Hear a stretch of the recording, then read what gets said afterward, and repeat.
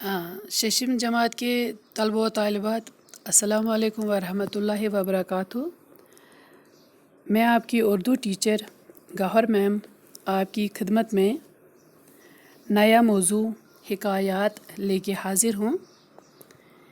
بچوں، حکایت کی جمع ہے اور حکایت کے معنی ہے کہانی۔ ہمارے آج کے موضوع کا نام ہے حکایات، یعنی کہ یہ کہانیاں ہیں، یہ 3 کہانیاں ہیں جو ہم آج پڑھنے جا رہے ہیں۔ تو پہلی کہانی ہے یہاں پہ جس کا موضوع ہے دوستی۔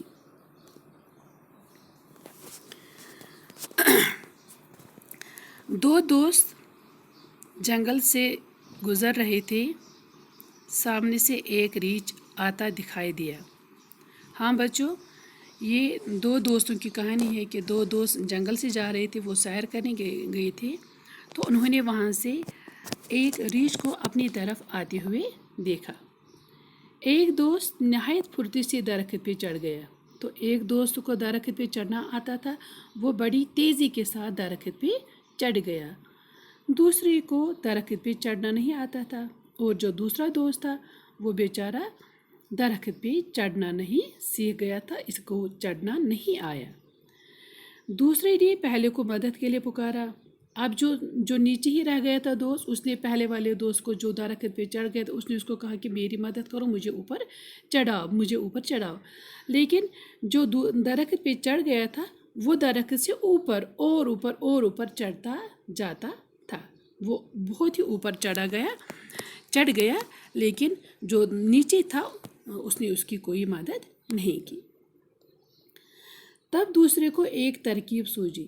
تو بچوں، جو نیچے اب دوست رہ گیا، اس کے دماغ میں ایک آئیڈیا آ گیا۔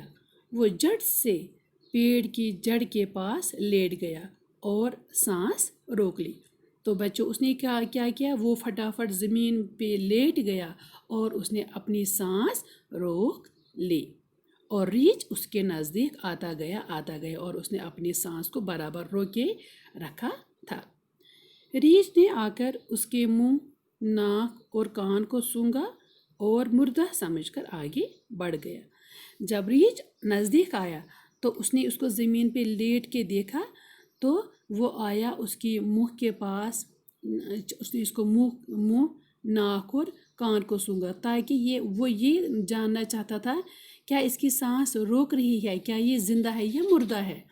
تو جب اس کو لگا یہ آدمی مر گیا ہے، یہ لاش ہے یہاں پہ، تو اس نے اس کو وہیں پہ چھوڑا اور خود آگے بڑھ گیا۔ کچھ دیر بعد پہلا دوست درخت سے نیچے اترا اور دوسرے سے کہا۔ تو اتنے میں کیا ہوا، جو یہ زمین پہ لیٹا ہوا تھا، اس نے ہلکے سے اپنی آنکھیں کھولی، تو اس کو لگا کہ بالو یعنی کہ ریچھ یہاں سے بھاگ گیا تھا۔ تو اتنے میں جو اوپر درخت پہ دوست چڑھ گیا تھا، وہ بھی اب درخت سے نیچے آیا اور زمین پہ لیٹے ہوئے دوست سے کہنے لگا، ریچھ تمہارے کان میں کیا کہہ رہا تھا؟ یہ اسے پوچھ رہا تھا، ارے میرے دوست، یہ جو ریچھ آپ کے کان کے پاس آیا تھا، اس نے آپ کو کیا کہا؟ دوسرے دوست نے جواب دیا، وہ کہہ رہا تھا کہ خود غرض لوگوں کی دوستی پہ بھروسہ مت کرنا۔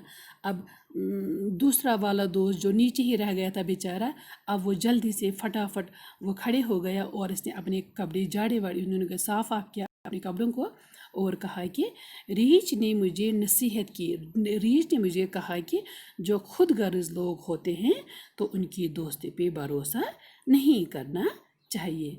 تو پیارے بچوں، اس کہانی سے ہمیں یہی سبق ملتا ہے کہ ہمیں جب بھی کسی سے دوستی کرنی ہوگی تو پہلے ہمیں اس انسان کو پرکھنا چاہیے، کیا یہ دوستی کے لائق ہے یا نہیں ہے، پھر اس کے ساتھ ہمیں اس دوستی کے رشتے کو بڑھانا چاہیے۔